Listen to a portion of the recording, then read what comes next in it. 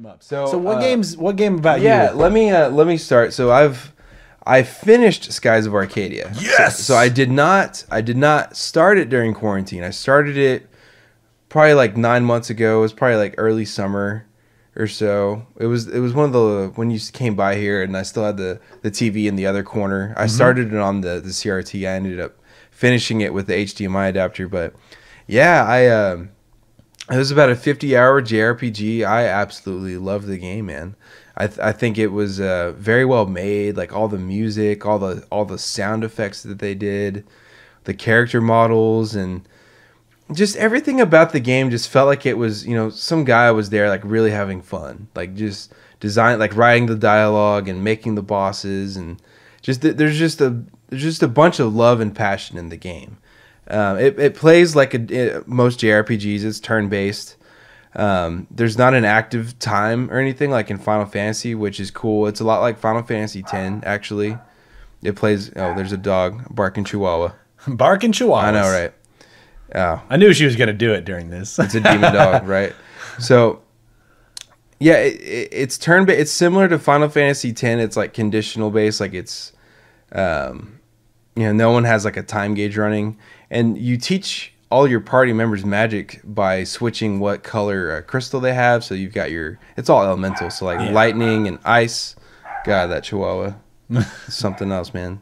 You've got lightning, ice, fire, wind. Well, here come the dogs. All right. What the fuck? All right, we're back. Sorry, we had to go take care of like furry critters and beautiful girlfriends. And, that's the thing about being quarantined. There's a lot of living things, staying in this home safe and sound, away from the virus. But got all that taken care of. Got another drink in us, refresh. I'm not gonna lie, it's been about 45 minutes. That was a decent little break there. I suggested starting over, and Josh gave me my own advice and said, "Fuck you, we're just having fun with it," which is what I say every time. He's like, "Oh, I can't track this." I'm like, "Fuck you, yeah, you can. It's fun." Yeah. Oh man, and then fun, right? It takes me like 5 times, then I'm in it, and I'm like, "Wait, I feel like I'm doing the same thing," and you're like, "No, you're not. You're better." Yeah, that's crazy. Yeah, well, I think that this is cool though, because you might have to take that producer role more so in this creative endeavor. Yep, very possible. RetroLanders, they're both landers, so. The Landers, man. What was I talking about? Skies of Arcadia. I was talking about the ice and the magic system. It's all elemental. I was attempting to name it all. I'm not going to attempt to name it again because I feel like a dog will start barking again if I start naming magic. Yeah. Oh, not again. Oh, now I'm going to get it started. But, yeah, dude, Skies of Arcadia it had the heart and soul of a 16-bit RPG, and it was on the Dreamcast, and it is beautiful, like. Everything just looks right. It's a consistent art style. There's a consistent tone throughout the game. It never feels like too dark or too lighthearted. It always has that same kind of whimsical, just Saturday morning, we're just going to have fun and like complete this adventure kind of feeling. So I really enjoyed it. But the only gripes I have are probably just... I feel like they fixed it on later versions from what I've heard. The encounter rate's really high in the open map system. It's not so bad in the dungeons. I felt like the dungeon encounter rate system was like actually pretty good. Mm-hmm. I liked it. When you're out in the world though, and you're flying your boat around your ship, and it's just like every 2 seconds, like in a battle, you beat them, and then it's like in a battle, and then you beat them in a battle. Yeah, that was bad. It's a shame that I kind of wish that there was some scaling of the enemies. Since we are going to battle so much, let's give a little more XP and gold when you backtrack, which starts happening a lot, because that is one thing I like about the game is you start off with a small ship that can only go these places because it's not equipped to go through like the Stone Reef or the Sky Rifts or the Dark Rifts, right? But as you go through the game, you end up having this battleship that can just like fly anything and anywhere. It doesn't give 2 fucks. Mm-hmm. So that was like that was the overall progression in the game, was like upgrading your ship and getting those crew members and finding I didn't find all the discoveries. I told myself I'm going to do that when I am going to play this game again. Let it be heard on this podcast. I'm going to play Skies of Arcadia a second time on the GameCube though.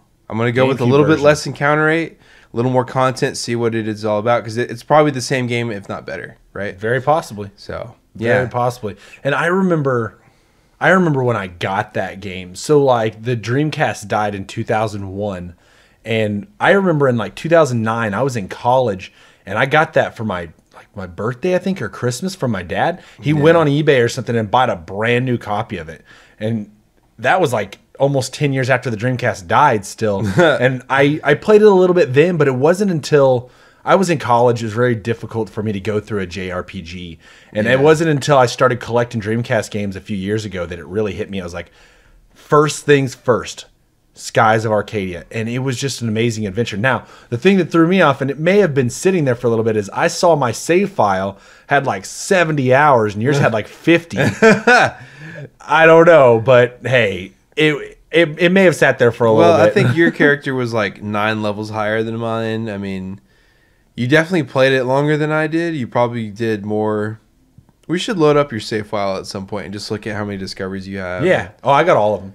You have all of them? So, yeah, I mean, I didn't do that because I just didn't feel like it. I don't know. Like, it just wasn't one of those games where I was like, I need to go do all these discoveries because I'm going to have to look them up anyway.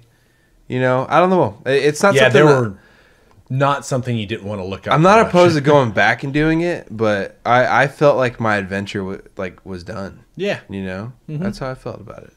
There's not a whole lot of post-game stuff. Actually, there is no post-game stuff. Yeah, I was like, if there was some like if there was some like really hard boss, like Final Fantasy does as well.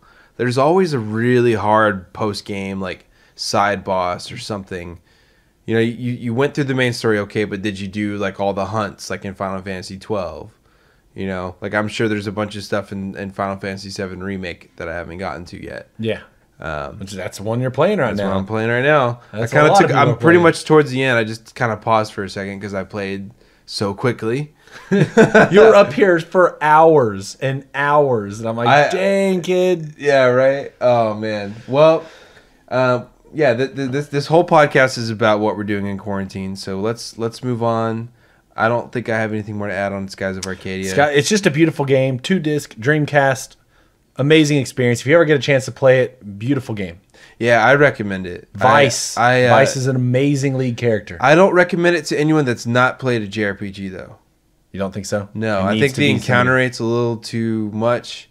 I think there might be a weird disconnect between like, oh, it's a 3D game without any voice acting. Well, I guess there's some voice acting, but it's like exclamation, kind of like, here we go, like fight, like battle cry kind of stuff. Yeah. Yeah, because it has the formula of that 16-bit RPG, you know? So I think you kind of need to have some familiarity with that to appreciate it. Maybe not. I could be wrong. I just think the encounter rate and, like, just the DNA of it calls to a more veteran JRPG guy. Somebody's played a bunch of them. Yeah, like if you've gone through Chrono Trigger or Final Fantasy before, give Skies of Arcadia a try because it's in the same realm as those games. Makes sense. Definitely.